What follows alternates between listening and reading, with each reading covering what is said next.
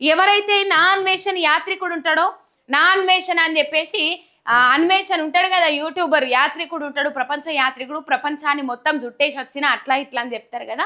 ఆయన మీద హైదరాబాద్ పోలీసులు కేసు నమోదు చేసిండ్రు, సుమోటోగా కేసు నమోదు చేసిండ్రు. ఎందుకు నమోదు చేసిండ్రు అంటే హైదరాబాద్ మెట్రోలో 300 కోట్ల బెట్టింగ్ యాప్లు నడుస్తూ ఉన్నాయి.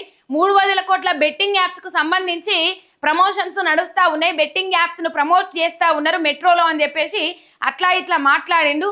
అందుకని ఓ కానిస్టేబుల్ తప్పుదో పట్టించే దిశగా ఆ నాన్వేషన్ వీడియోలు ముంగడికి పోతా ఉన్నాయి.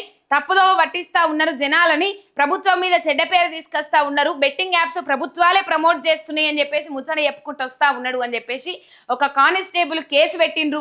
ఆ కేసు నిమిత్తము నా అన్వేషణ మీద కేసు బుక్ చేసిండ్రు.